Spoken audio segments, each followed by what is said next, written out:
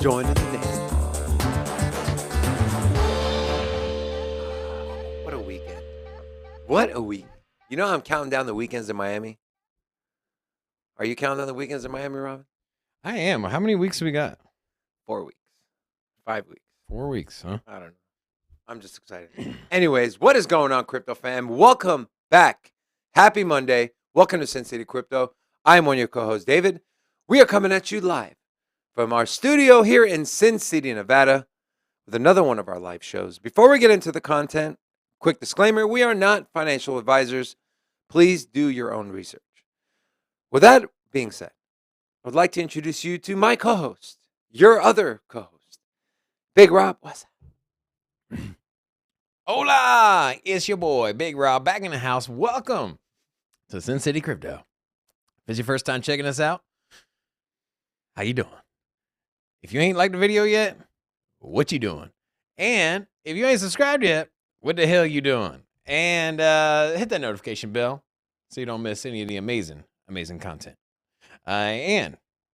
David's been giving me all kinds of grief today about my my drink portfolio over He's here. got 7 drinks, bro. Like, come on, man. I got one hiding That's back a here. little over. That's overkill. Also, if you didn't already know, we don't just do live streams here. We also do the deep dives. This is the live stream, though. Check out the deep dives. Check out the deep dives. Robin and I, I've been just, I've been making fun of some of his, right when we first started the show in his loft. Terrible. Yeah, we would do the intro. I would bring us in hella cringe. All right, this is our co-host Robin, and Robin's like, "Oh, David, all right, let's talk crypto." We're laughing about that all weekend. If you guys haven't noticed, we got a new face in the house, Stereo 2, or Rocco, aka Stereo 2. He's helping us out with the production, so super excited to have him in the studio. Hey, you know, not only do we give away crypto here at Sin City Crypto, we also give away jobs that are not paid. Not yet. We're giving away internships left and right. That's funny. So, all right. So, quick shout out to the chat. Malik. So, I saw Malik and Sweet Potato and Brad, Infinite Crypto, in his stream yesterday. Brad's an awesome guy. I met him a few weeks ago. Super cool guy. He's big into crypto. He's big in the real estate world as well. So, like virtual real estate, metaverse, kind of his thing. So, if you guys are in there, he's a great dude. Go subscribe to his channel. Also, so shout out Malik, Garrett, Nick, James, Sweet Potatoes, Stereo 2, L58, Chef. What's up, Chef? Hey, all I gotta say is Stereo 2 is still pretty new on the buttons here, so keep calm on the chat over here, all right?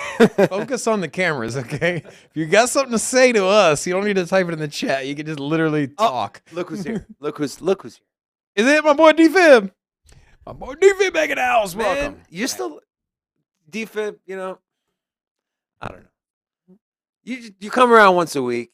You're Robin's favorite bro, but Comes around more than once. you don't. I got an issue. Hey, where's Andrew at? Oh yeah, Andrew. He never sent us his Bitcoin address. As soon as y'all see Andrew, you ask him, "What the hell wrong with you?" Because we trying to send him some money. I told Robin, I was like, "What if he's just sitting on like 50 Bitcoin and $25 is whatever to him?" He's like, "Ah, fuck it." Yeah, we got to make sure that Russell got his $100. He did. Oh, he did. He He verified. Yep. Oh, nice. Yep, he did. All right, so let's kind of get into some market overview here. Let's pull up my laptop, please. So I have this is a traditional markets. So everything is down. S&P is down over 2%, which is huge. It's like $8-9 trillion wiped off of the S&P 500. You have the NASDAQ down 2.5%, and then the Dow Jones is down almost 600 points. Oil prices are skyrocketing. Gold prices are skyrocketing. Let's actually have the gold chart pulled up here. Let's take a gander. So gold has had a massive run up. What chart is that? This is the 1-day chart for gold. Damn. Yeah, so we're sitting at Looks like almost a crypto chart. $2,000 per ounce of gold. Typically during times of war and unstable markets, you will see the price of gold rise. What's the local bottom there on that? I want to see what the price was. 1890 No, even further down. here. Yeah, what's 1780. So 1,700. So it's up 20%, Uh, basically. Up 20%. 200. Yeah, Up yeah. 20% about less than and since a January. little over I wanna say. 10%. 10% Little would over be. 10%. Oh yeah. Never mind. Yeah, Little over 10%. you're right. But anyways, that's a pretty big run up for a commodity that basically never has big volatility. Yeah, So it is. something that It's very basically overbought too. So moves very slowly. So we should see a pullback. is gold the new Bitcoin? Hell no. Bitcoin is the new gold. What's Also, up, Olga? What's up, Yellowbeard? Welcome. Happy Monday, you guys. Hope you guys had a great weekend. Robin wants to give away some more crypto today. yeah. Robin? So today, when we get up to 21 viewers today, what are we gonna do, David? Open up the club. We open up the club. When are you gonna buy that bottle of champagne you said you were gonna buy? Remember? I will, man. I've been so busy. We've been shuffling different producers in here. We also have Eddie helping us out as well. So we got some new. just a lot on our plate. We got some new graphics for you guys. Our in-house graphic designer. James will be happy. I text him. I was like, James, make sure you watch the show today. Because Eddie comes in here and he goes, look, the market analysis graphic, that little chalkboard writing, the screeching, it annoys me. James had said that like a month ago. And I was like, okay. And then Eddie said it. And I'm like, all right, maybe we need to change it. We changed it. So basically what he's saying is, James, he doesn't take your word I knew that for was coming. anything. He doesn't value your opinion. Because as soon as Eddie says something, he's all like, what? Oh, okay. Yeah, we'll change it. But when James says something, it's not true, like, James. he's like, yeah, whatever. James, don't let him you have no idea what divide you're us, talking James. Don't let him do that. No, but I agree. It was kind of outdated. So we're always looking to improve here at Sin City. Hey, I got some news for you, bro. What's the news? Oh yeah, what are you doing with the Bitcoin? What are you giving away? I'll give away $25 in Bitcoin. $25 in Bitcoin. All we got to do is open up the club, get to 21 viewers. So if you want some free Bitcoin, But some breaking news here. Bitcoin's under 38,000. under 38. 37,945.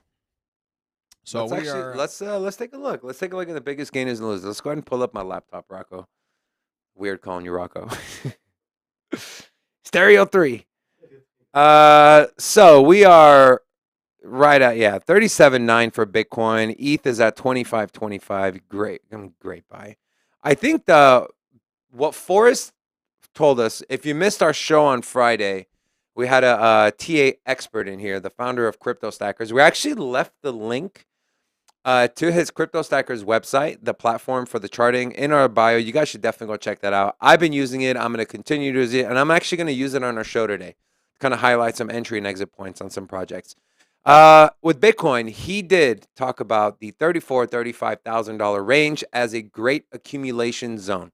So we're not there quite yet, but at the rate we're going in the current market conditions, we're definitely going to get there sooner than later. And then we have BNB sitting at $372, XRP 72 cents. I read an article talking about they expect the SEC lawsuit for XRP to end sometime towards the end of summer. So in the August-September range. Could it end sooner? Possibly, but that's the range. It's kind of the timeline they're going with right now. And when that happens, what price target are you looking at if you're going to get in on it? I'm not. I know we're gonna go into the market analysis later, so I don't want to spoil it. I think now would be honestly. I think for XRP, anything under 80, 90 cents, even $1. It's sitting at 72 cents. Yeah. So I wouldn't mind picking some up right now. And then Terra Luna. Pulling back to under $80. We have some metrics to show you towards the end of our show in our true market analysis. This is kind of just a market overview. Terra Luna is on the move, and it is the number 2 DeFi platform that is being used right after Ethereum. So it's not Binance, it's not Solana, it's Terra Luna. Big things are happening.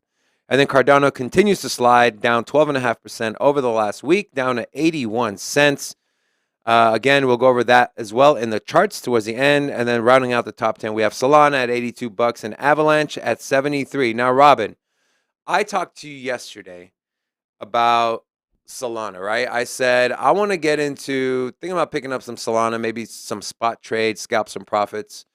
And do you mind sharing with our community what you kind of shared with me yesterday, what your thoughts were? That was pretty interesting. So with Solana, I like the project. I think well, first of all, it has a gigantic community. Had a big run up. They are, I think, probably number 2 as far as NFT platform behind Ethereum. I know that certain platforms all of a sudden have a bunch of minting, and their numbers might BNB for one point was uh, basically at the top of the leaderboard for NFTs. But at the end of the day, we all recognize Ethereum is the lead dog when it comes to NFT marketplace. Second place, Solana. And they also have DeFi, pretty fast network. However, there are a lot of growing pains. It went from nowhere to top 5 project in less than a year. So comes with some hurdles, some issues. And for me, you can't ignore the issues. I think they'll be ironed out, but maybe they don't. And is it worth it to me to take that risk and gamble? I don't think so. I feel like you'll get similar, if not better, returns on Ethereum compared to Solana. I mean, what do you think? What do you think's a better long-term hold, Solana or Ethereum? Ethereum. But I want So, you to tell yeah, me. I think there's more upside with Solana. But the thing is, you're taking on more risk. I want you to tell me though, if not Solana, then what? So Outside of ETH. well, Take ETH out of the conversation. well, just to keep the narrative going on Solana. If you were to, so I bring up Tron as a good example. So Tron had a gigantic run up back in 2017. So basically, it came out of nowhere, big run up. Everybody's using it. Tron is an extremely fast network. Smart contracts. It's kind of like everything that Solana is. Kind of Tron was, but just it's not as fast. Anyways, Tron came, and now you see it's been slowly losing its market cap. It's slowly losing the community that it had, and people are moving to other projects. It's an afterthought now, and I can see Solana doing the same thing. So I can see the next cycle coming by, and Solana maybe not having as dominant of a performance as it did this year.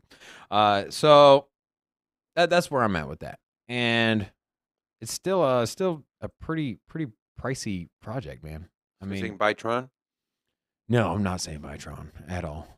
I'm not a Tron believer. Do you like Tron? Would you buy any Tron? No. I have a little bit, but that's when right when I got into crypto, I picked some up. Like I think like 3,000 coins. But I mean, I'm not trying to discount. I'm not trying to poop on Solana here. I'm just saying that for me, it's a little bit more risky than I want to take for a top project. I like to put things in groups. Wait, it's risky, not risque? Risque, bro. I like to put things in groups. So I have like my top DeFi projects. And for me, it's like, why take on the risk of a project that might not have long-term success, albeit at 10% chance, 5% chance in Solana, and then then move your investment into Solana versus like Ethereum or Cardano. So that's where I'm at with that. But as I said, big community. There's over 77% of its tokens are staked. So it's Solana? yeah, it's like the second largest, or maybe it's the largest. I think Cardano's the largest, no? No, they're overtaken by Solana. I would say Ethereum, but a lot of people aren't staking Ethereum. A lot of people are transacting with Ethereum, so they're not staking it. So I think it might have the largest amount staked out of the top projects. So there are a lot of benefits, and I would say that there's more of a chance that I'm wrong, and I think there's more of a chance that that Solana will be a dominant player. It'll be top 10 project moving forward, growing market cap. Everybody's making tons of money. I think that's more likely, but for me, there's still a decent chance that it'll just fade and not be legitimate. And I don't want to take that chance. And that's where I'm at. Not compared to the other top projects. So, anything else on that Fair one? enough. No, I thought you made a good point. So I wanted you to kind of share that. Let's go back to the laptop. Let's kind of go over the biggest movers of the day. We have Waves up 18% over the last day. CeeLo up 3%. Leo token up 2%. And then Arweave and Flow up right around 1.5%. As far as the biggest losers, we have Thorchain down 10%. Convex Finance and Near Protocol. We did a deep dive on Near, and our price target for the pullback was right around $10, so which is what it's sitting at now, $9.67. Anchor Protocol, which had a huge run up over the last week and a half, is down 8.6%. So if you had Anchor again this week for your blockchain parlay, I'm sorry. Also, I do want to say hello to Russell. Welcome back to the show, my dude. And Russell, will you confirm that yeah, you got that? received? You got that cash, bro? We sent you $100. Came straight out of my wallet. Yeah, In case you ever want to send some something back my way. Don't. Yeah, don't do it. Don't do it. All right. That'll do it for our market overview. We're going to get into our newest segment we've introduced to the show, which is starting to become one of my favorites, Overreaction Monday. Let's go ahead and roll.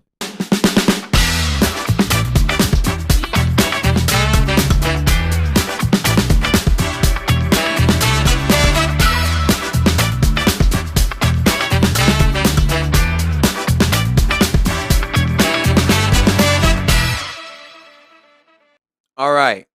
So our first Rocco, will you pull up the title banner? I forgot which one I put first. Yeah, good job, Harry. Well, because I have it on here, but I'm doubting myself over here. All right, so we have two overreact. So if you're not familiar with Overreaction Monday, we take the biggest news that happened over the weekend and what came out of it, and we're gonna say whether it's an overreaction or if it's not an overreaction. So here's an example. The Dallas Cowboys lose their first 3 games of the season. The overreaction statement is Dallas Cowboys are not going to make the playoffs. Overreaction, not overreaction. We're doing that, but we're doing it with crypto. So our first one, Overreaction Monday. The end of 2021 was the top for metaverse and NFT. So there's an article kind of talking about this. You can go on and pull up my laptop real quick. So Google Trend data reveals that no one cares about the metaverse or NFTs in 2022. While the worldwide search interest for the keywords metaverse and NFT boomed in the last quarter of 2021, Google Trends data shows that the hype may have started to fizzle in February of 2022. So, Overreaction Monday. The end of 2021 was the top for the metaverse and for NFTs. Robin, I'll let you go first. Is 2021 the top, huh? End of 2020. I feel like wasn't it at the top in January 2022? No, January is when it started. It was already on the way down. It was already on the way down. Oh. I mean, I've been saying it since early 2021. The run-up of interest and new NFT projects, and with the announcement of Facebook transitioning their parent company to the name Meta, the explosion of the metaverse tokens with Sandbox, Gala. Gala's not really metaverse, but anyways, all the gaming tokens, they all pump together. And I don't think they're gonna reach their all-time highs. Not until I'd say 2023. I think you're gonna get a big run up from DeFi before then.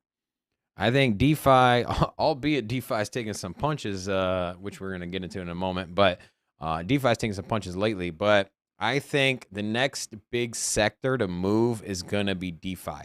And it's not gonna be the DeFi that we're familiar with. It's gonna be the DeFi that is going to evolve into something new. So basically, you're going to have more of a banking style decentralized finance where you're getting direct deposits and you're transacting, getting tokens, moving it around without a big parent company taxing and feeing you.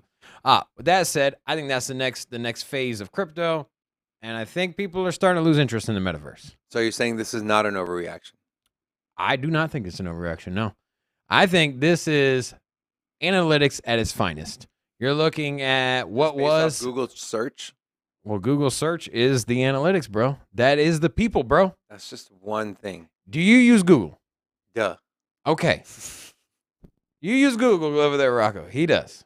Okay, I use Google when I go to type. Who When I go to doesn't search, use Google? exactly. So when you say because Google says it, literally everybody uses Google. So if you're not typing it into Google, then people aren't interested in it, bro. And if you're not getting hits on those terms on Google, then you know what? The interest is gone.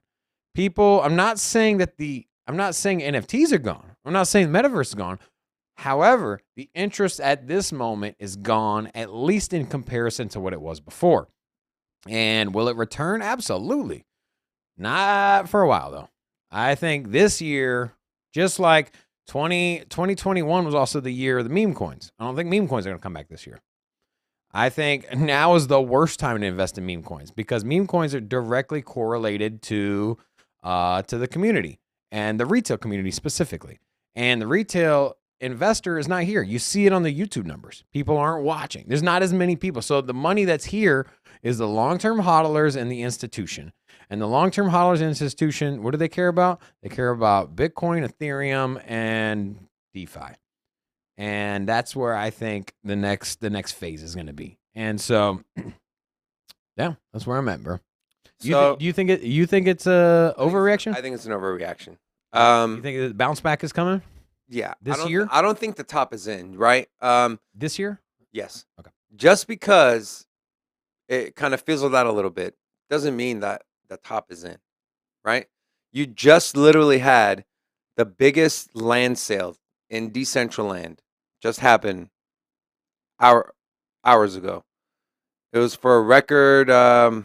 It was a parcel of lands. It was for a record in the millions. I can't. I'm trying to find the article. I can't find it, but that's still happening. You still have ICOs launching that are based around metaverse, right? Real estate market is booming, so people are getting priced out of regular real estate. So where do they go? They go to virtual real estate because they understand that that is the future. All these celebrities, everyone coming into the metaverse, building their own thing, all these NFT launches. You got so many people getting into the metaverse and NFT space. Just because people stop searching it on Google doesn't mean the top is in. So I definitely think this is an overreaction.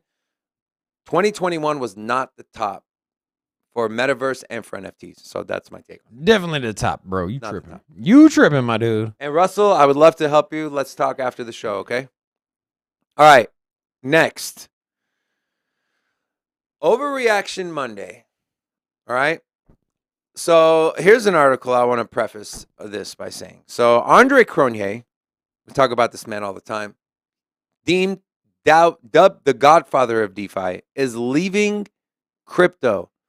The self-styled DeFi architect who rose to prominence as the founder of the yield optimization protocol Yearn Finance and was helping out Phantom is moving away from DeFi and crypto for good. Also a founder of Compound as well. Founder of Compound as well. So this man is a DeFi genius. So Overreaction Monday. Andre Cronje's departure tanks DeFi. I'll go first on this one. This is not an overreaction. You literally saw it happen. Phantom tanked, Yearn tanked, Compound tanked, pretty much all everything, of DeFi. Everything he had his hands in, and the entire DeFi market as well.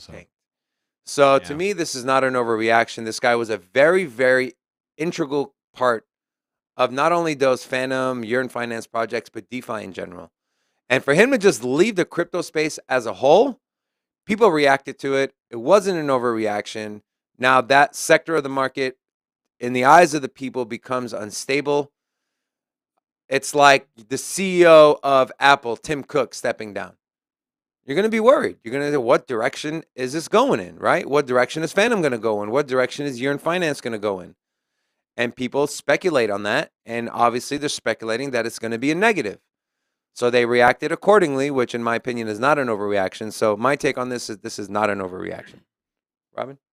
Where's legitimately the definition of overreaction? What are you talking about? Look, you have a guy that instituted, launched, and developed a DeFi, a decentralized finance application, which basically, if you're not familiar with decentralized finance application, is that it runs on its own. It needs no caretaker. It needs nobody running it. There's no institution behind it. And if there's no institution behind it, then that means the person that founded it is not a factor. It doesn't matter if Satoshi all of a sudden up and quits and leaves and disappears off the face of the earth and doesn't write another email for 8 years. Bitcoin still works perfectly fine, right? Because it's decentralized. The same can be said when it comes to Andre Cronje's platforms. Does it matter he left Yearn Finance? No. Did the code change at all? No. Did the platform change at all? No. Can you still go on there and get a collateralized loan? Yes. But Can like you I still said, it's the staking? same. Like I'm going to go back to my Apple example. You have, if Tim Cook steps down as the CEO of Apple, yeah, you can still buy the phones. You can still, use iPhone, but But it's the head it's man it's is a gone. company that is evolving it. You're comparing DeFi to a company that needs to come out with a new iPhone Which with is different even features more every year. important to have stability at the top of the food chain. No, does it matter if Satoshi if he left and disappeared off the face of the earth? But Did it change Bitcoin? of course, it changed Bitcoin. How? What do you mean how? When he left, when he Well, stopped emailing, but he was anonymous anyways. He literally just launched the Bitcoin network. he wasn't he used a pseudonym, but he was there through Has anyone heard of the launch. Satoshi Nakamoto since 2011? Exactly. You're saying you're literally proving my point here. No, I'm saying You're but just that's saying different. he You're talking launched about a he Bitcoin launched network. he launched a DeFi network. Bitcoin. It was not a DeFi network. Bitcoin's the most decentralized platform there is in the crypto space. Okay, when I think DeFi, I think Ethereum, Solana, Okay, DeFi, Avalanche decentralized, and DeFi are different things. So the most decentralized is crypto Bitcoin. Yes. is I'm just Bitcoin. saying, when you have a project like Phantom, like Yearn, they're still growing. There's the DeFi market as a whole is evolving. And you have the main guy, the brainchild of essentially all of DeFi is leaving not just these projects, but is leaving crypto as a whole. That's not an overreaction. He got it started. He put the code down. He got the products launched. They're there. They're working. They're decentralized, so he needs no more input. It's like raising a kid. You gonna keep your kid at your house till he's 35 years old, David? I mean, you still live at your parents' house. Shut up. No, I don't, bro. Get out of here. So I'm just saying, your kid's 18 and he can do it he can live on his own. Then you're gonna set him free, bro. But It's these the same projects here. are not 18. They're like 10. You Dude, still what need a have father you used figure. Yearn Finance, bro? It's completely Okay, self-sufficient. Yearn bro. maybe. What about Phantom? Phantom's fine. He wasn't even a developer of Phantom. He was a consultant. Hey, man. A consultant, bro. That's important. That's equally important. How You're about the one helping with the you decision. need to consult me before you come not up with these consulting you for dumbass shit. answers, bro, because you sounded stupid, bro. No, you're sounding. And you know what? Your boy, you looking sweet. No, you're not. How You're you not doing? looking sweet. You look like a straight clown. So it's not an overreaction. What's People up, are- Eddie? People are right. What's up, Eddie? How you doing? Eddie, why aren't you at work? Well, my check bounced. What do you guys think? Do you guys think this is an overreaction or not an overreaction, right? To Andre Cronje leaving. If you think it's an overreaction, put a 1 in the chat. If you think it's warranted and it's not an overreaction, put a 2 in the chat. Let us know what you guys think. All right, let's move on to our next segment that we're going to change the graphic on as well here in the next week. Why are you always assuming I'm gonna do more work? I got so much crap on my You'll be plate. fine, bro. You'll be fine. Today, like I've been working all weekend on these graphics, and then David, I didn't say nothing. then we got a new logo, I didn't too. say nothing. We got a new logo. I didn't even say anything to him. But 30 minutes ago, I'm like over here trying to teach somebody how to run the new computer. David's all like, "Hey, maybe we should change the hot take." Robin, yeah, you're cool with that, right? Yeah, new hot take, thanks. And I'm just like, shut the hell up. I didn't say nothing because David came in here grumpy today, bro. No, I didn't. You were grumpy. But the internet wasn't working. You scared The Rocco, fucking- bro. You scared Rocco. I had to coddle Rocco's him. Italian, I had to nothing coddle scares him, bro. Rocco's Italian. Nothing scares him. That's the worst. So people are thinking it's an overreaction. So people are agreeing with Robin. You know, everybody agrees with me. Yeah, okay. Anyways, let's roll the hot take. Let's Put a get 1 in the chat if you think your boy looks it. sweet. Shut your mouth. Let's get the hot take. That's hot. So our hot take for today: will the Ethereum network remain the dominant NFT platform if transactions are under 50 cents? The answer is duh. And guess who came up with this hot take? It was Robin. Duh. I would like to see you take the other side on this because you will sound so dumb. Let me start with this. If people are willing to hold on, if people are willing to pay hundreds of dollars now, what the hell do you think they're going to do when it's 50 cents? You know what? Ethereum gas fees are at all-time lows. I'm going to go to Solana. I'm going to go to Phantom. I'm going to go to... No, you're not. You're going to stay on Ethereum. It's the most secure network. It's where all the big projects are launching. Never any issue. Like, yes. It will be the dominant network, Robin. Okay. Why is it the dominant network? Because you got to pay to play. You got to pay to get in. Okay. If you got two clubs here in Las Vegas, okay? You got two clubs. One's free to get in, one's $100 to get in. Unfortunately, the one that's $100 is going to have the high list profiles. You know, you're going to have the celebrities are going to be going in there. Celebrities don't want to go into the free club.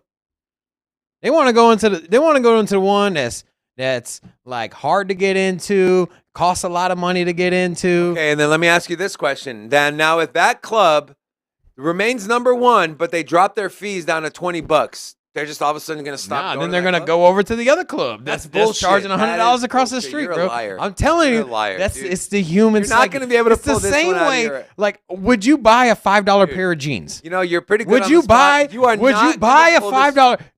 Would you buy a $5 pair of jeans? Yes. Yeah, I can tell, bro. So first of all, so, I'm just saying, people play. Pay to play, baby. And that is the dumbest analogy. You're not, I'm telling you, you're not going to talk your way out of this one, bro. You're not talking your way out of this one. It's not going to happen. It is the top network because you have to pay a lot of money to do it. No, it's not. Yes, I'm telling you. Because if it costs 50 cents to launch a token on BNB, but yet all the major tokens are launched on Ethereum, it's because it costs more money. It's because it is the top dog. It is because it's the most secure. It is because it's got the most total value locked. It's because it's got the most developers. It's got the most dApps. What are you talking about? When Ethereum, if their gas fees are less than 50 cents and they're on par with minting at the same price as Cardano, as Harmony, as Avalanche, as all of these other layer ones, if it's the same price, you're gonna start seeing the competition move, bro.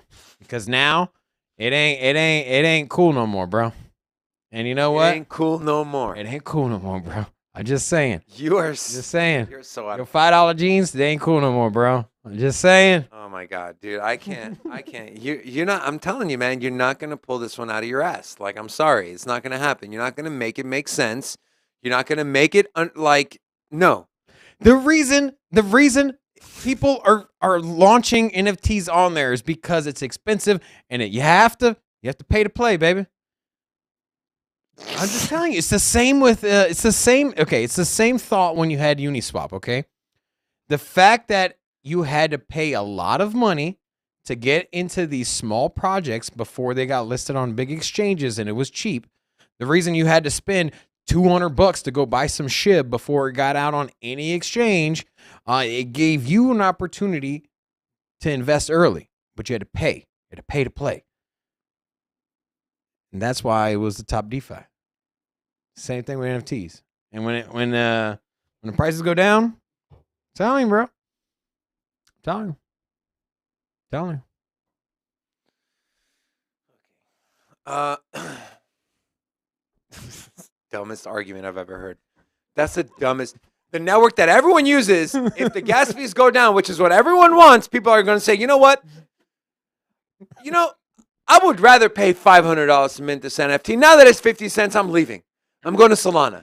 I'm going to Binance. It's about the human psyche, bro. It's not about the human psyche. The human psyche is that people, you're dumb. If something is cheap and it costs very little, you're not going to buy it. But except for you're David and you're at Burlington Coat Factory. So if Apple comes out, David at Burlington Coat Factory, iPhones, just going through the thousands of pairs of jeans. New iPhones, and he's just grabbing jeans. If new iPhones, throw that in the shopping cart. Throw that in the shopping cart.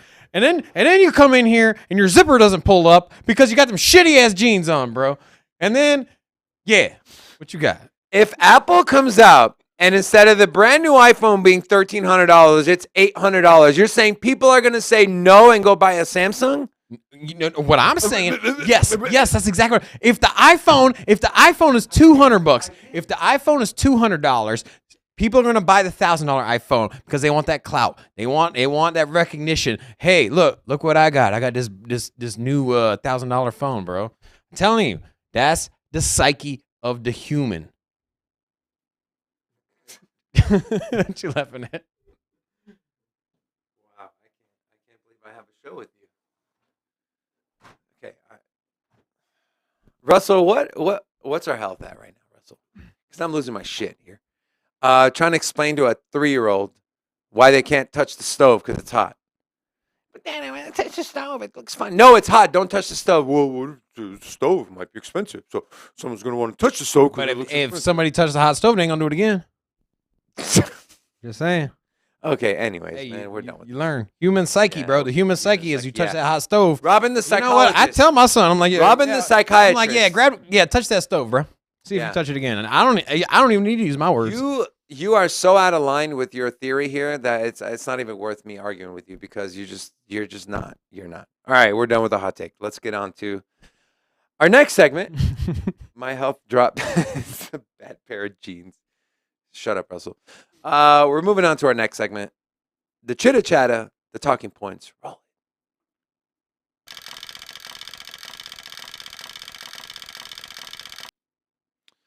All right, so our first article, we're going to pull up the laptop. Our first article, U.S. Virginia. And I swear to God, if you talk about Granby High School, I was a homecoming kid.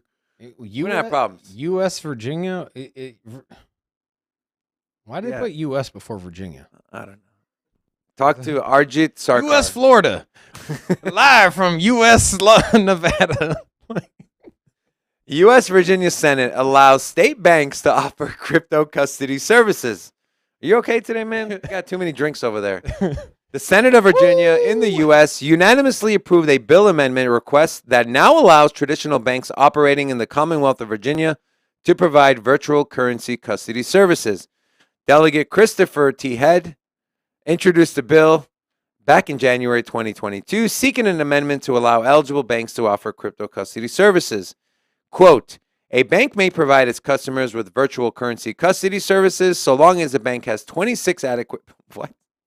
That's kind of random. So long as the bank has 26 adequate protocols in place to effectively manage risks and comply with applicable laws. The bill passed the Senate with a unanimous 39-0 vote. Banks that intend to offer this service to clients will need to adhere to 3 specific requirements mentioned in the bill, and they are as follows.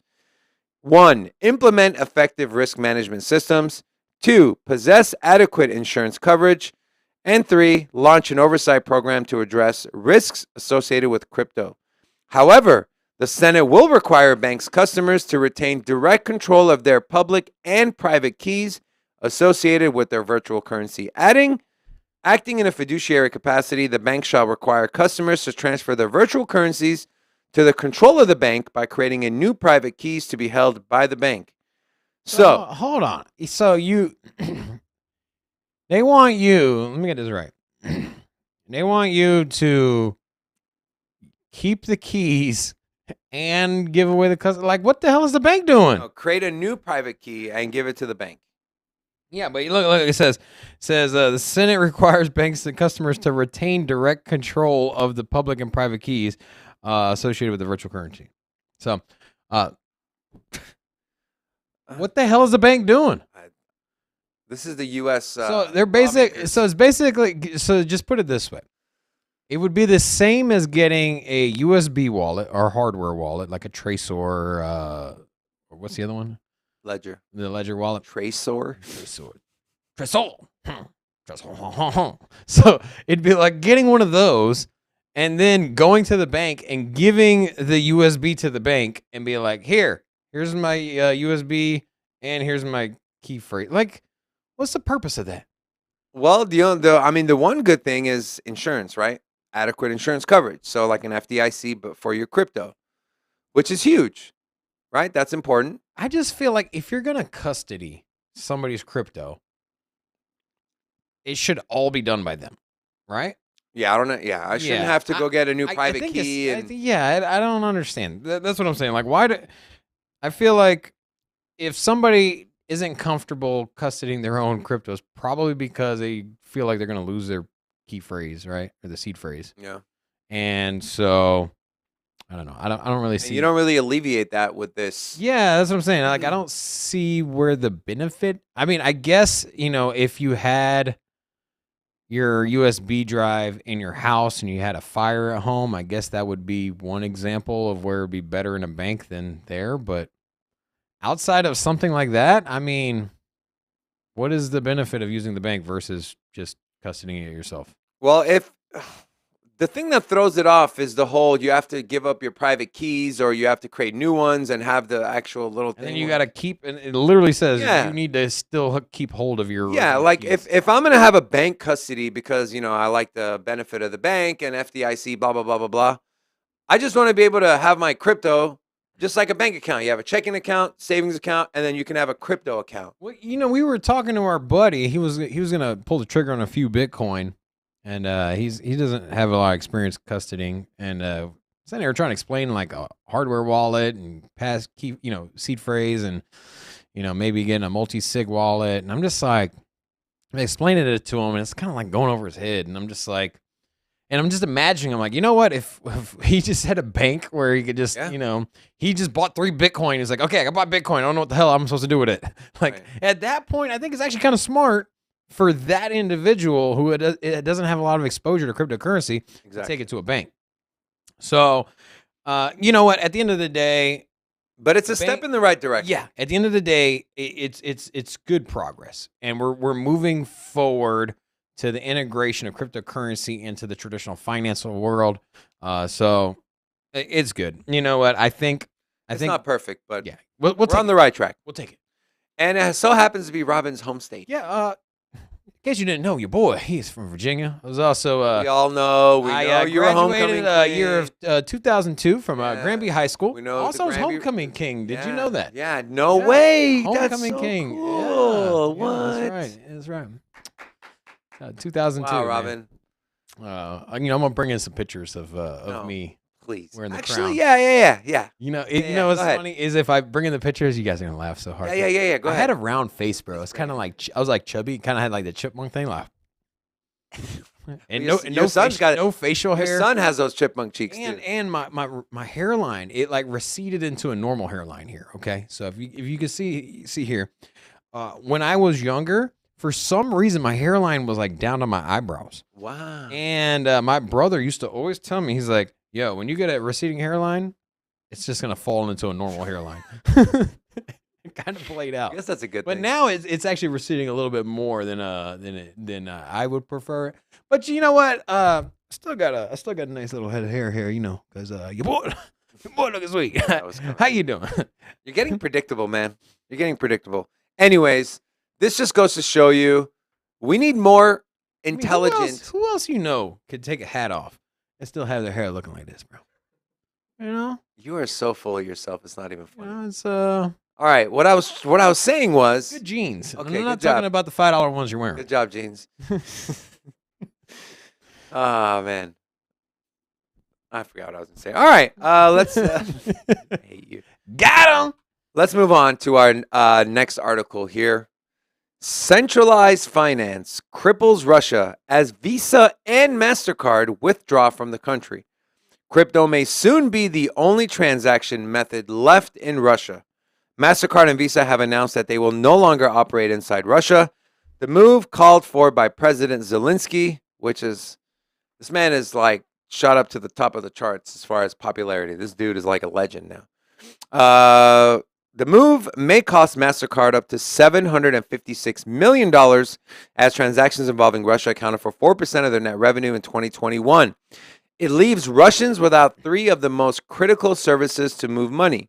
However, whilst the moves will directly impede Russia's internationally condemned war effort, they will also impact every Russian citizen who is opposed to the war and trying to live their life.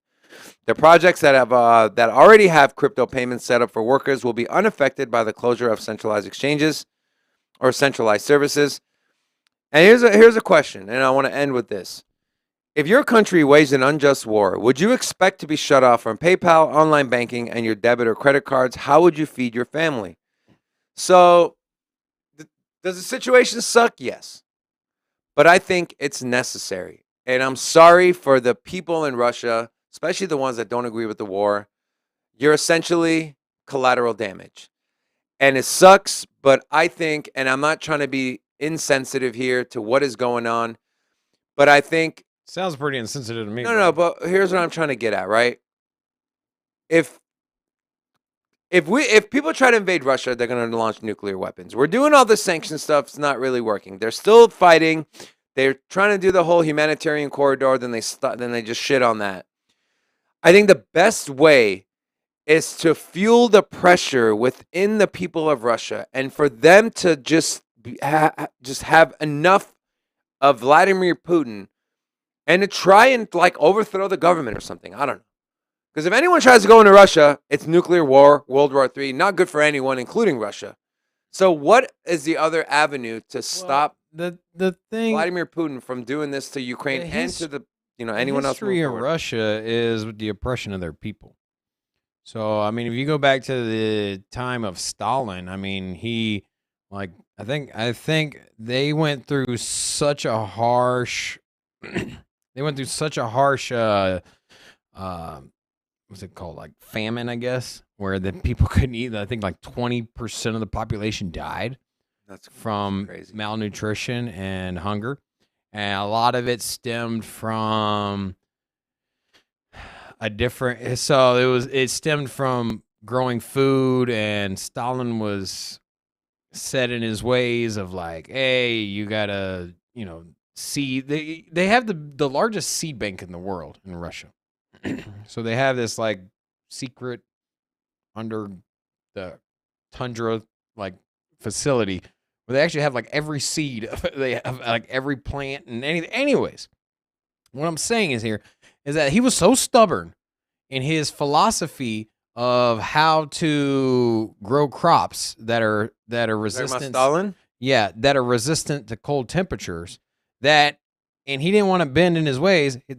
The damn country starved, and a ton of the population just died. And nobody stood up, nobody rose up and tried to fight the government.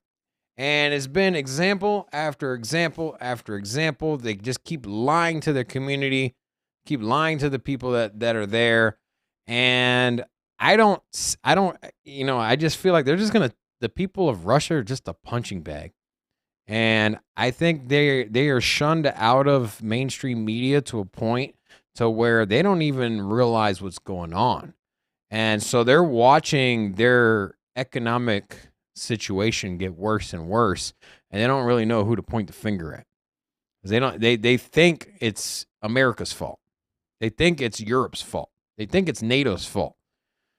But they don't have the information to inform them that it's not the fault of the West, it's the fault of the Your top. leader. Yeah. And so for that reason, you can't even protest. So the people that you're getting 10 years in prison for protesting. They put in jail in the last week and a half 8,000 people for protesting in Moscow. That's insane. 8,000 people for simply saying, "Hey, war is wrong." And Putin's like, "Nah, you're wrong. Go to jail." So unfortunately, What about the military? what about him? Dude, these people, these Russian troops are going into Ukraine, have no idea why they're there. But it doesn't change. You can't. You follow commands. So here's the thing: like, if you're a soldier and you're going to war, like, if you drop your rifle and you give up, you either A, can't go back to Russia ever again. You can't go back home. You can't go get your They'll kill you. belongings, or you'll freaking die or go get arrested and go to jail. And so, are you ready to drop everything? I mean, what if you have kids? You have kids back home. And Would it matter though? Because you're probably gonna go, and your chances of not making it out anyways. Okay, are- if you join the military, let's say that was your profession, David, and then next thing you know, you're on deployment. Would you never come back home to your kids, or would you follow orders? well, I mean, it just depends on like if I plug myself into the Russia situation, I'm getting sent over there, I have no idea why I'm going there for. All they're saying is, "Oh yeah, Ukraine." It's a special military operation. expecting you. That's what they're saying. I'm just saying that I like would try to talk to the there's rest of my people. Be like, "Hey, we need to overthrow this guy." yeah, that's treason. You're trying to influence. Hey, at some the- point, man, you gotta stand up for. I mean, Well, then you're gonna go to jail, bro, and you're not gonna see your family look what anymore. happened in the And civil then what if rights your movement wife here in isn't? the U.S. What if Look your happened in wife? the civil rights movement? Okay, what happens if your wife's not working, and now you're in jail? What happens to your kids? That's what I'm saying, man. I could die fighting a war that I shouldn't be fighting anyways. I'm just saying, like, what is okay? You're saying that, like, hey, let's cripple the people, let's punish the people of Russia, and hopefully they'll riot and go to jail, or hopefully the military will say, "Fuck this, we don't want to go to war," and they I'm get not locked saying- up. I'm just saying, there's no answer here. The only thing There is no answer. you know I what? know. I'm just saying Only they're thing we can literally do- collateral damage. the only outcome I see is a removal of power of Putin. So either the rest of the government around him remove him from office, or God forbid something happens to him, if you know what I'm saying. And yeah, we got some finger pointing gestures over here from the producer. Yeah, I'm not gonna insinuate what that means, but you know, I mean, if something were to happen to him, you know, I think those are the only two outcomes that's gonna rewind the military process that we're in, because Putin's in it for the long haul. Dude ain't gonna fall back. Well, He now ain't gonna fall back. now it makes now going back, it makes sense why Russia, right before they invaded Ukraine, decided to make Bitcoin legal. Not legal tender, but So the central bank wanted to essentially ban crypto. The government said no. The government came out on top. So now literally crypto is the only option for people in Russia. But the problem is you can't use crypto to buy food. You can't use crypto to pay your rent. The banks are not transacting. So like, what are you going to do at the end of the day? Yeah, you can have crypto, but what are you going to use it for? Hey, real quick. Hola, no, porte. Welcome, Sin City Crypto. He said, No, it's no way. no way, Noel, No way. No way. no way. Welcome, buddy. Yeah, he said, talking politics. You know, we normally don't talk much politics. Outside of our Elizabeth Warren and what's the other bird lady? Nancy Pelosi. Nancy. No, not Nancy Pelosi. Nancy Pelosi usually has the pin of like the brooch of like a pigeon or something on Elizabeth her. Warren and Elizabeth Warren and what's the other stank lady of anti crypto? Anyways, yeah, we try not to go too deep into crypto. But you know, here's the thing. Politics and crypto unfortunately are tied together. So especially right now. you can't really discuss the movements, trends of the market as far as price movement, as far as what's going on. I mean, there's millions and millions of people both in Russia and Ukraine that are logging on and using Bitcoin network and other cryptocurrencies not as, hey, I'm trying to make some money, but as a means of survival. And so we're seeing the adoption of cryptocurrency because of the politics that are being played overseas. Yes. So whether or not we want to talk politics, whether or not we agree with, you know, maybe you're a fan of Putin. Maybe you think his actions are just. You know, that's your opinion. You know, for me, I'm not a fan of Putin, so I'll say that. But at the end of the day, you know, Are you a fan of poutine? Poutine. Yeah, Isn't that the fries with the bro, gravy? like why? Why do people always got to do extra crap to fries? You know, okay, there was like what is poutine? It's gravy and what? on top of like fries, bro. Well, gravy and there's something else, cheese or crumbles or something, cottage cheese. Like I don't know, maybe. Aren't you a chef? That's not real food, though, man. I've seen That's it like on there. bar food. It's like being like, hey, what's the garnish on the chicken wings? Like, bro, get that out of here, man. Like, aren't you a chef? Like, you're talking about bar food here. Like, nobody cares about poutine. First of all, okay, story time. Let's go. Let's go.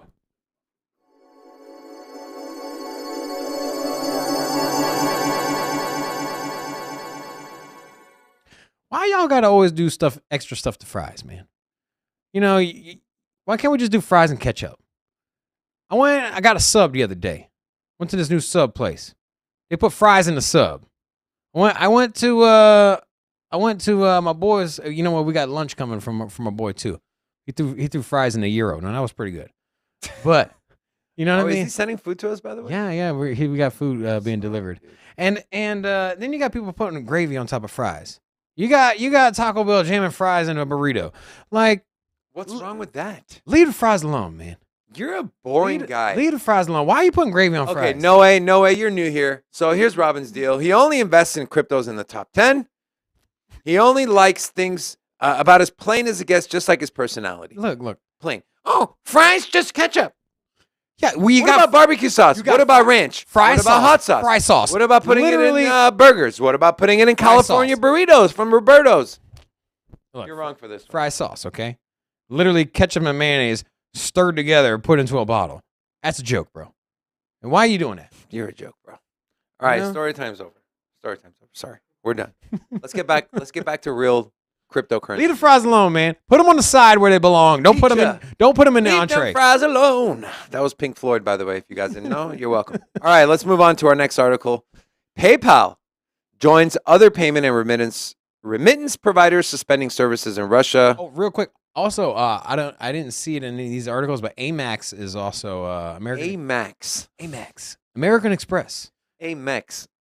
Amex. Buddy, we're gonna work on your speech here. So- okay, my friend. Because I care about American you, Express is also blacklisted Russian population. Robin. using their- Amex.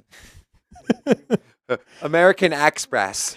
Okay, first of all, your boy's a straight up Call of Duty genius. Okay, why do I say Hey, this? no way said Because- aioli works. No way likes aioli. No way I'm with you, bro. Yeah, aioli's just a fancy word for mayonnaise with spice to it. Now look, Amax is a gun in Call of Duty. Amex. I'm just saying the Amax is my favorite gun in Call of Duty. Okay, it's an assault rifle. It's got a little bit of recoil to it, but anyways, that's the name of the gun. That's why your boy got confused. Okay. Okay, you get confused Eddie, a lot. we playing some apparently. Call of Duty today or what? And if Apparently you get anybody wants to confused a throw lot. down on the Call of Duty, Man, can we get back anybody to wants to throw down Call of Sin City Crypto on Activision. Activision? Yeah, blah blah blah. Ubisoft. All right. PayPal, the global online payments provider, has a joint growing list. Who the hell writes these articles? And what the hell's the editor? I see so many freaking grammar issues. Here, has joined a growing list. It's not joined. Has joined a growing list of fintechs supporting Western sanctions against Russia. Seriously, man, like, We're delirious today. no, it's not being delirious. Like, I'm saying- people I'm get saying paid we are. thousands of dollars to write articles. You can't even. It's like Robin writing an article. Supporting Western sanctions against Russia over its decision to invade Ukraine. The company, which has been offering Russians only cross-border transactions, terminated its services in the Russian Federation on Saturday. They stopped accepting new users, but the withdrawals will be supported for an unspecified period of time. So they're letting people get their money out of it before they do the total ban.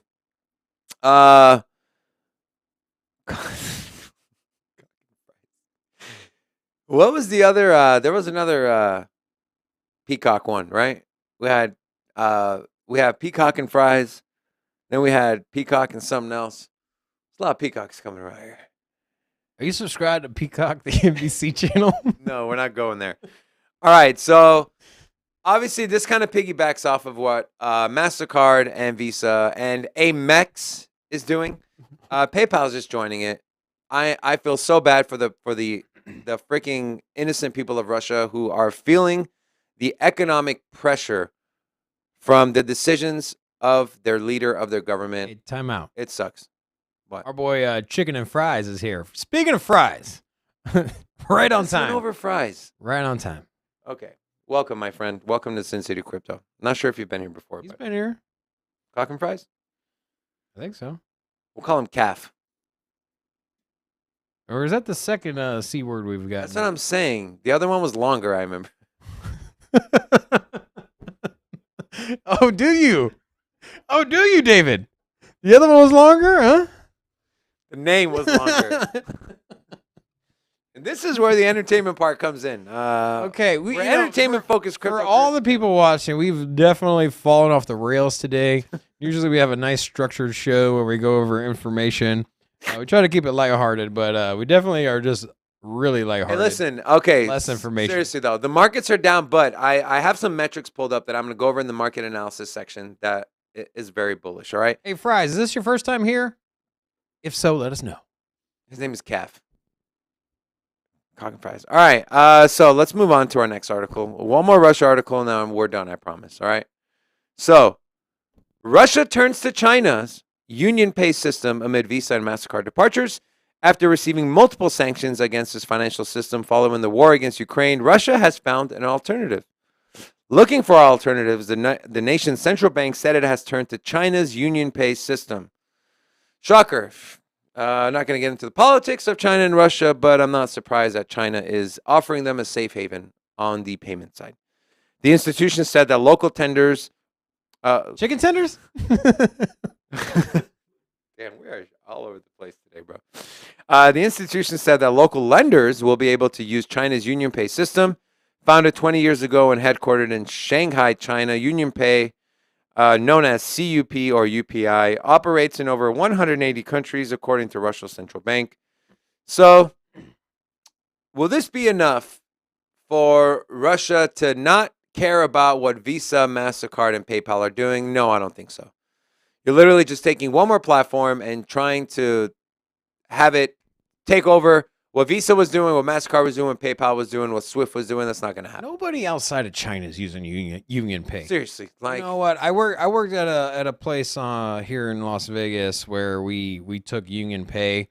It was like a big thing. We got this like terminal, and we all learned how to use it. We had to go through like a 2-day tutorial. This is how you use it. And lo and behold, we used it maybe once or twice the entire year.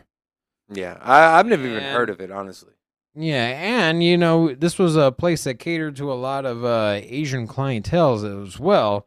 And yeah, so it wasn't like the demographics wasn't there. You know, the people that came from the country that launched it wasn't even using it themselves. They were still using their credit card. So fair enough. Yeah. All right, let's move on.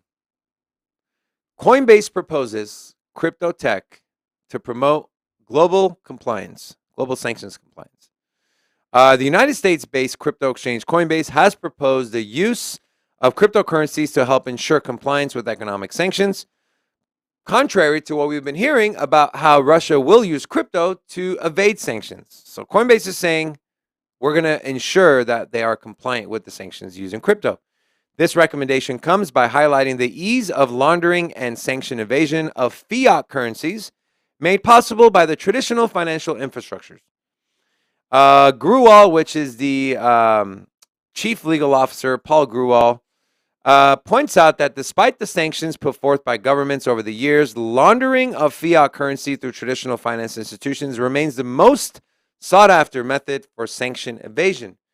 On the other hand, Grewal argued that digital asset transactions are inherently public, traceable, and permanent, an important feature that can be leveraged by governing authorities to detect and deter evasion. And then I have a tweet pulled up here that I want to show you guys. This is from Hannah Long. At a webinar this morning, the National Security Council's Director of Cybersecurity, Carol House, says the scale that Russia would need to circumvent all financial sanctions, quote, would almost certainly render cryptocurrency as an ineffective primary tool for the state. So all this FUD you've heard about Russia's using crypto to evade sanctions. We should block all their crypto accounts, blah, blah, blah, blah, blah, blah, blah. No. It's not enough liquidity. It's the opposite. Straight up. If you take all the crypto, the market cap of every single crypto, it wouldn't even come close to how much money they have lost with sanctions, or to be able to recoup that money or evade the sanctions. There's no way you can transact on a dominant government level of an entire country's economy in cryptocurrency. Unfortunately, it's not there yet. Will it get there? I think so. But definitely not there yet. And so there's no way a country that can take, I don't know how many trillions of dollars Russia's worth, but just keep in mind, crypto's not even, is it over 2 trillion? It's under 2. So it's not even $2 trillion. So and that's the entire market. Yeah. Like the whole. So that 1.7. You got to remember, things work with liquidity. If there's not enough liquidity, if you want to transact $1 trillion worth of goods, you need $1 trillion worth of the token. It's just simple liquidity here. And so unless that liquidity is there, you can't even use it. Yeah. So there's no way you can do it on a government scale as far as a nation state as big as Russia is.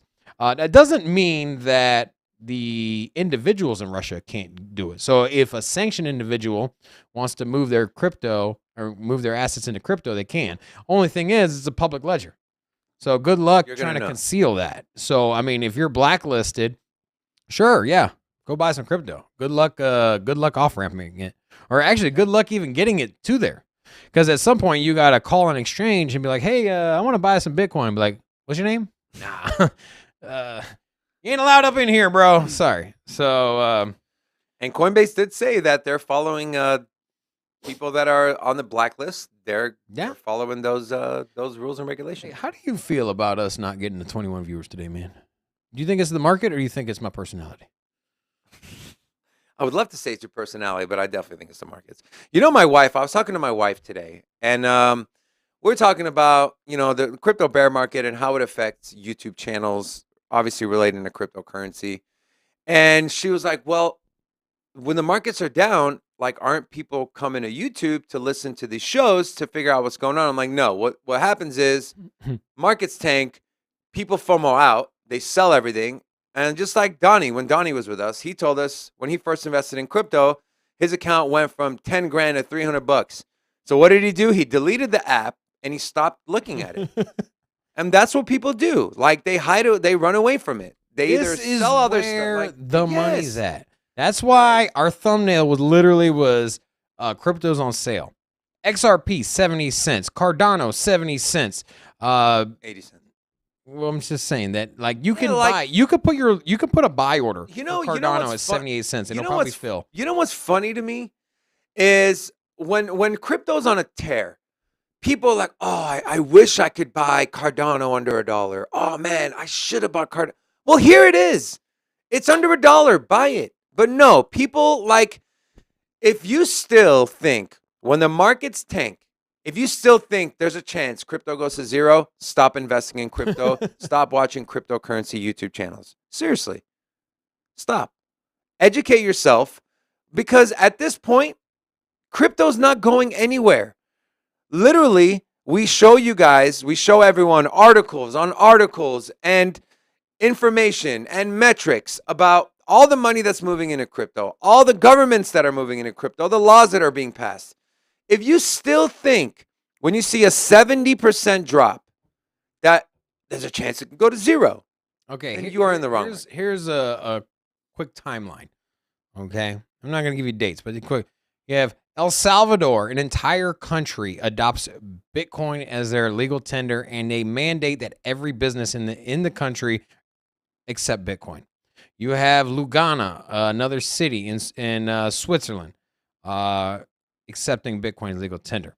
You have they recognize Bitcoin and cryptocurrency as a form of payment and legal tender, and well, not legal tender, but a form of payment. You can use it. They recognize it in Ukraine and Russia. You have the state of the U.S. Virginia saying that banks can custody cryptocurrency. You have California trying to pass a law to make Bitcoin legal tender. You have Arizona proposing a law to pass Bitcoin as legal tender. You have Florida's mayor getting paid in Bitcoin. You have the mayor of New York getting paid in Bitcoin. What the hell else has to happen? You're literally seeing one domino by another falling over. You have Tesla custodying over $1 billion in crypto. You have 5 different publicly traded companies that are mining Bitcoin on Wall Street. You have freaking senators. You have U.S. senators and politicians buying cryptocurrency. Like, what the hell? And these are the people making the rules and regulations. Do you think, hold on, if they thought crypto was going to go to zero, or their crypto was going to be banned, or it was going to fall off the face of the earth, would they put their money into this asset class? No, they wouldn't. So, like, I'm tired of it, of the whole crypto can go to zero. No. So There are certain buy. coins that can go to zero, sure, but the crypto market as a whole ain't going anywhere. It is The here to time stay. to buy is now, and buying when the markets are on the green and on the up and up. When you see people at work talking about it, this is where the money's made. Yes, This is you where want to be a crypto millionaire. This is where you start accumulating. Literally, right now, in this Mhm. moment, time is when did you buy crypto yesterday or the day before, David? I bought some on Friday. Okay. Did you buy some the week before? Yes, Did you buy some the week before? yes. Did you buy some the week before? Anytime it dips, I buy. There Literally, you go. and my wife yells at me. I mean, enough said, bro. I don't care. I will still buy crypto every single week. If it's $100, it's $100. It's $1,000, it's $1,000. Or if your boy want to throw down 15 racks.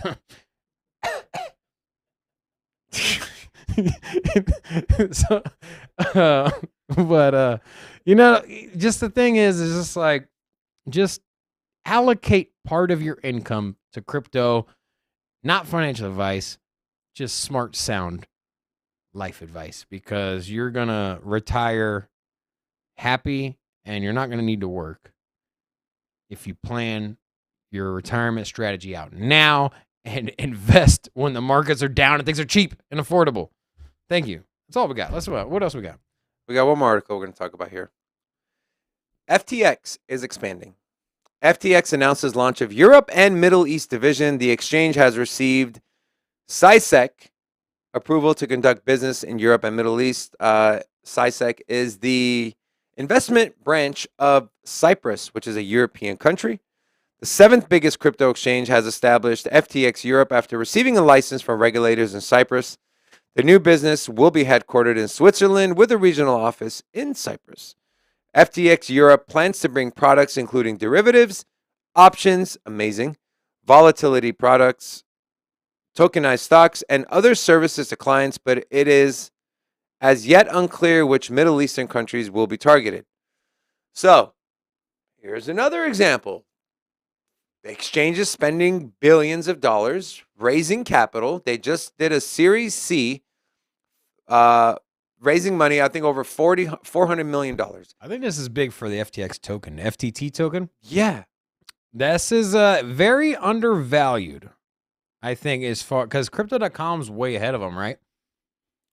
As far as what? On the coin on the market cap list. Oh, for the token?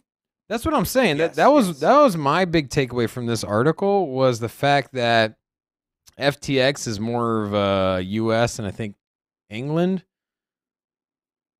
I think they're in England too. But anyways, FTX obviously very dominant here in the US, and they're expanding over to Europe. So I would expect a ton of growth from them. And I think a lot of people are going to I think their token is going to be, it's going to fly off the shelves. Sitting at number 27, $5 billion market cap. You could get a 2x just to catch up to crypto.com. What happened? Crypto.com's sitting at 10 billion. Yeah. FTT, FTX's token. I don't know sitting at 5. I don't know if FTT can overtake crypto.com. I mean, they just But launched if their Chronos chain. if they end up being a dominant player in but Europe, crypto.com has their own blockchain, like the Chronos chain, and that's all transacted with the Crow token. So, Russell said that people were talking to him about crypto, and he's telling them to buy crypto. Now's the time, and they're making fun of him. Well, when you're sitting there, bro, and you're sitting in your city in India, I talked to Russell about how exploited the Indian people are when it comes to money and paying and wages and salary. When you're sitting there with $100,000 crypto investment account, and they're sitting there like, oh, you'll have the last laugh. So don't even worry about that. What I'm saying is, like, you can also be like, bro, all I did was watch a freaking YouTube channel and I made $100, man. No, that's true, and that's a lot of money in India, right? $100. Yeah. Hey, what's the average salary for like some of the people in your like neighborhood? Like, what is a good in India? What is a good what's a good like weekly paycheck in dollar value? Like, what would be a good job? What's a good weekly paycheck here? Like, say $1,500 in Vegas or in the U.S. Yeah, in the U.S. $1,200 a week. $2,000. So $2,000 a week. So that's $8,000 a month. So that's about $60,000. About $104,000 a year. 104,000. Depending on where you live. If you make $100,000 in New York or San Francisco, you're Well, poor. the average medium salary in the U.S. is like 53. 50, yeah, 50,000. So at 50,000, you're talking about $1,200 a week. So I'd say 1,500 to 2,000 is probably 1,500 to 2,000. I think is probably a good salary. Yeah. Anyways, we're done with our talking points. We are moving on to our very last segment of the show with a new James. I hope you're in here. Eddie, I hope you're still in here. We have a new graphic. Let's go ahead and show the people. Market.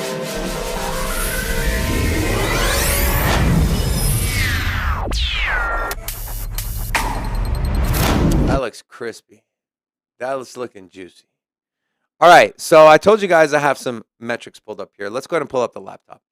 So I got DeFi Llama pulled up here, and I'm looking at the DeFi chains, total value locked. And I'm looking at ETH over 109 billion. And look who's number 2. Terra Luna, with only 21 protocols operating on their chain, compared to Binance, who has 327 and has half of the total value locked that Terra Luna does. Avalanche, 178 protocols, 10 billion. And where is Solana? Solana is number 6. So you have Terra Luna, Avalanche, Phantom, and Binance Smart Chain, not including Ethereum, that is currently over Solana in total value locked.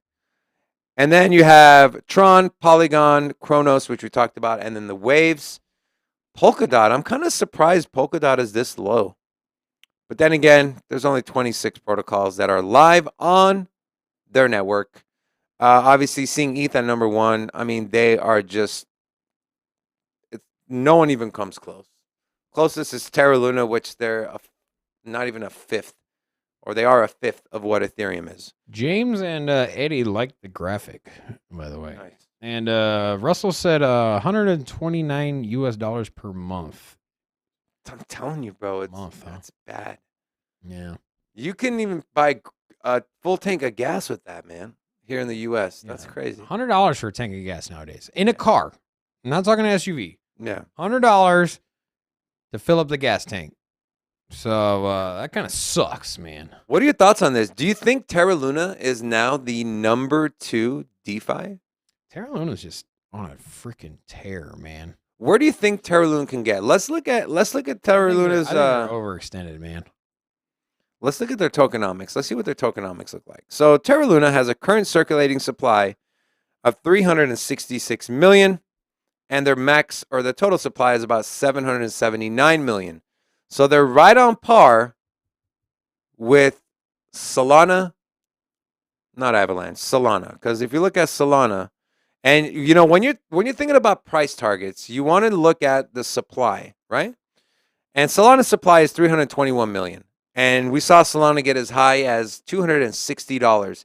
Can Terra Luna reach those highs that Solana did? My answer, my short answer is yes.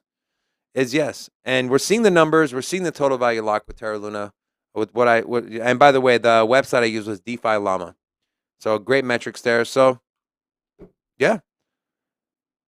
51.6% anchor dominance, 22 billion in total value lock.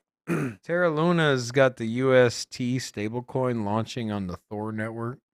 Mm-hmm. Also another big catalyst to its movement. Anchor is on Terra Luna. Yeah. So they also just acquired $1 billion in their $1 billion to collateralize their project. And not to mention all the what's the word I'm looking for? Sponsorships, right? They had that they had the Major League Baseball dugout thing. They had some other stuff. All right, next piece of what's the word I'm looking for? Metric. I want to show you guys. So this is a chart of Bitcoin addresses that have a non-zero balance. So as little as a cent, 1 penny, a tenth of a penny, we are at all-time highs. We have gained over 60,000 new wallet addresses with non-zero balances over the last day. So, yes, the Bitcoin price is down, but this is great. And the next thing I want to show you, these are Ethereum wallet addresses that have more than 1,000 Ethereum. And we are currently sitting at lows since September of 2020.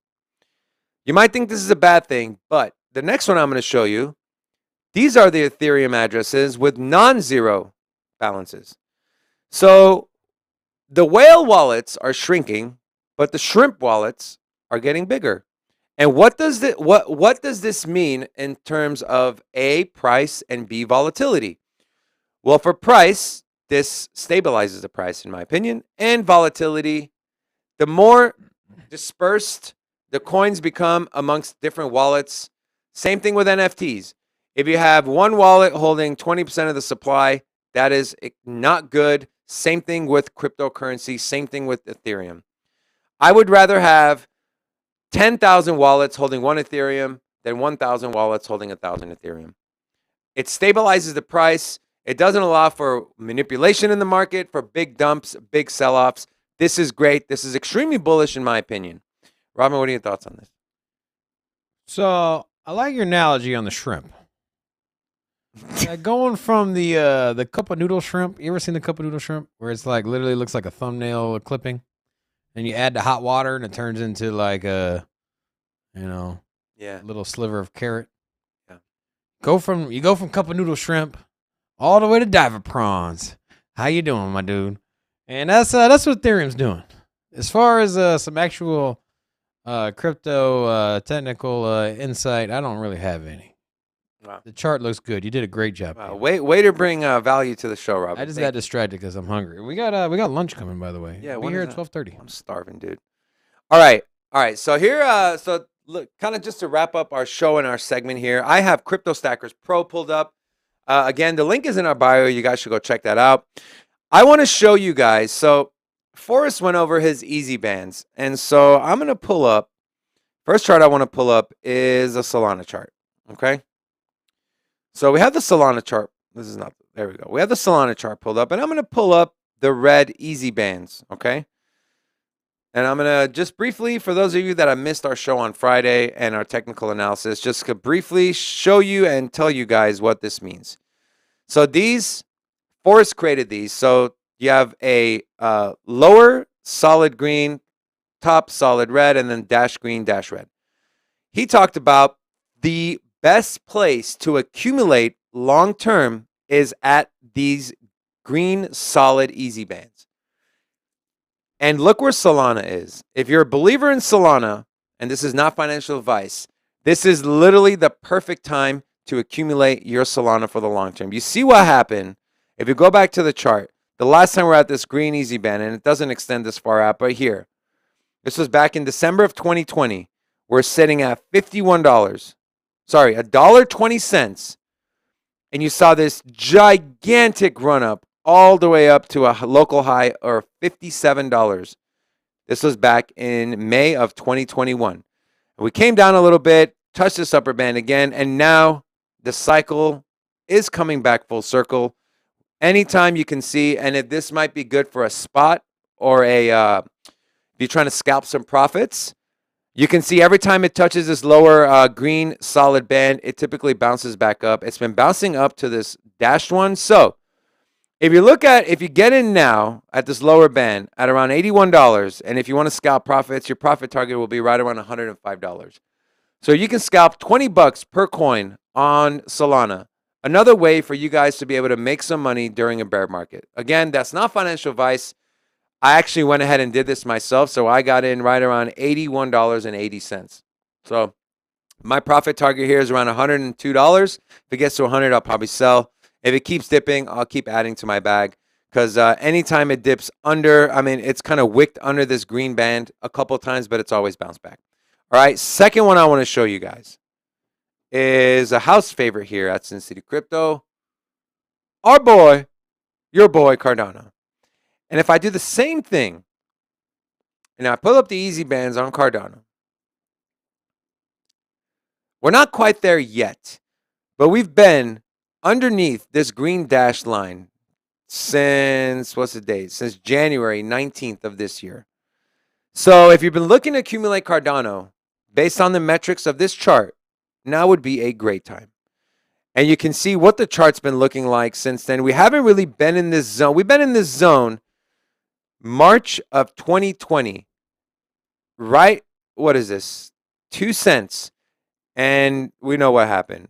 Even if you saw that at the top here at the red band, you were sitting at 15 cents. Gigantic profits. And now, again, we are at this accumulation zone for Cardano. So if you've been eyeing Cardano based on these metrics, not financial advice, now would be a good time to accumulate. And then kind of going back to the coin market cap here. So we started off the show down 2.5%. We continue to fall. We're at 3.66% loss. Bitcoin is at 37,300. You know what? Let's go back and let's see what Bitcoin is looking like on crypto stack. What the Bitcoin? What the BTC looking like, bro? BTC ain't looking too juicy right now. So I'm gonna pull up. Let's see where we're at with. I really love these easy bands, by the way. They're so cool. All right. So we are currently, we're getting close to this dash one. So Forrest's his zone or his price target for buying Bitcoin was between 34 and 35,000. But if you want to really accumulate, you want to wait for around 24,700. Will we get there? I think so. When? I don't think so. Not sure. Robin doesn't think we're going to get under 30K. I definitely think we'll get under 30K. Oh, we got a bet, right? What was it? What did we bet? 25 Bitcoin. I'm just kidding. 25 Bitcoin. I think $100 or something. It was $100. $100 in Bitcoin. So, yeah. That's all I got. All right. Got anything to add, Robin? No, man. I do think looking at Bitcoin's price, so sitting at 38,000. Pull up the Bitcoin chart real quick. On Crypto Stackers or on? Just on whatever. I'll put it up on TradingView. So we're in the zone. Yeah. So it's Monday. It's looking like a couple things happening this week. Wednesday, we're gonna have the release of the CPI.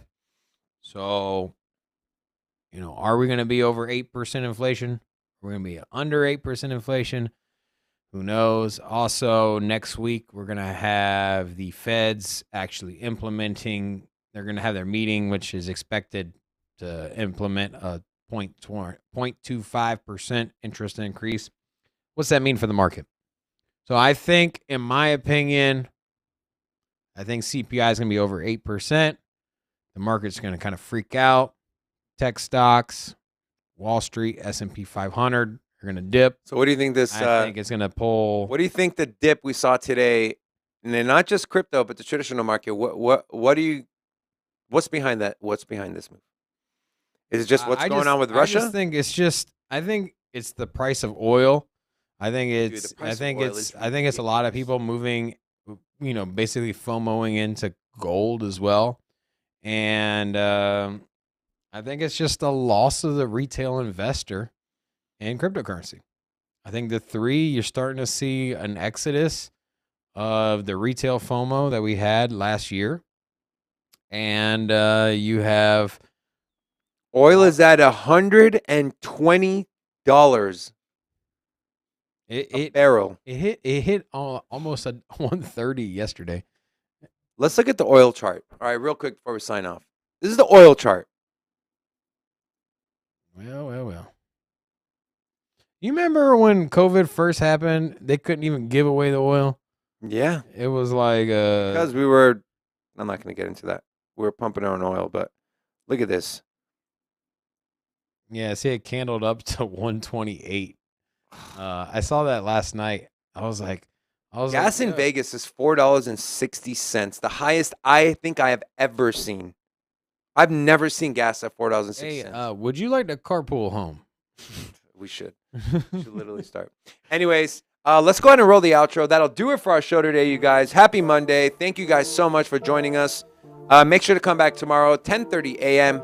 Vegas time for another one of our live shows. We didn't get to open up the club today, so no free $25. Maybe we'll do the same tomorrow. You never know. No, I'll offer it tomorrow. If we get 21 people up in the house tomorrow, we will open up the club. Either way, thank you so much for visiting us. You guys. Shout out to everybody that's hanging out. We will see you tomorrow, 10:30 a.m. Vegas time. I just said that 2 seconds ago. Enjoy the rest of your day, guys. Peace.